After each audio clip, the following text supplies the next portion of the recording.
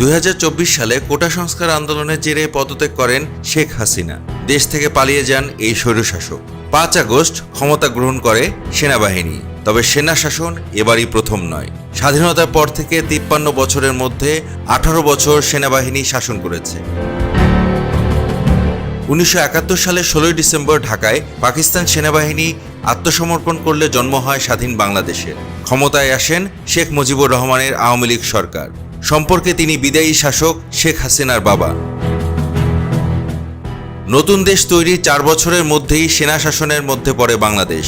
1975-এর 15ই August ঢাকায় শেখ মুজিবুর রহমানের ধানমন্ডির বাড়িতে হামলা করা হয়।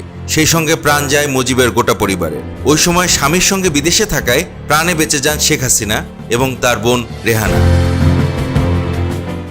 শেখ মুজিব নিহত হওয়ার পর খন্দকার মোস্তাক আহমেদের নেতৃত্বে বাংলাদেশে ইসলামিক শাসন শুরু হয়। নেপথ্যে অবশ্য ছিল সেনাবাহিনী।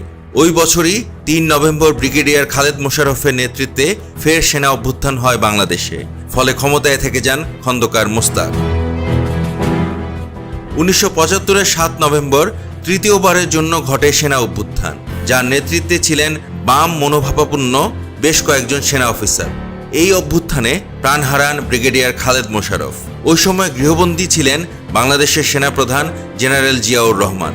অভ্যুত্থানের ফলে মুক্তি পান তিনি। পরে ক্ষমতা গ্রহণ করেন জেনারেল জিয়াউর রহমান। 1981 সালে 30 মে রাষ্ট্রপতি জিয়াউর রহমানের হত্যাকাণ্ডের পর উপরাষ্ট্রপতি আব্দুস সাত্তার রাষ্ট্রপতি হিসাবে স্থলাভিষিক্ত হন। তার তখনও বিএনপি সরকারই ক্ষমতায় ছিল। 1982 সালে 24 মার্চ ভোরে দেশে সামরিক শাসন জারি করে রাষ্ট্র ক্ষমতা দখল করেছিলেন লেফটেন্যান্ট জেনারেল হোসেন মোহাম্মদ এরশাদ।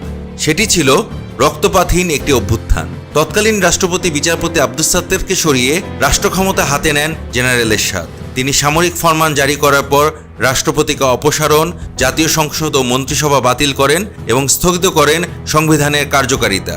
1990 সালের নভেম্বর মাস থেকে এরশাদ বিরোধী আন্দোলন নতুন মাত্রা পায় এবং দ্রুত তা চূড়ান্ত পরিণতি লাভ করে। 6 ডিসেম্বর 3 জোটের রূপরেখা অনুযায়ী সুপ্রিম কোর্টের প্রধান বিচারপতি শাহাবুদ্দিন আহমেদের নেতৃত্বে গঠিত নিরপেক্ষ তত্ত্বাবধায়ক সরকারের হাতে এরশাদ আনুষ্ঠানিকভাবে ক্ষমতা হস্তান্তর করেন।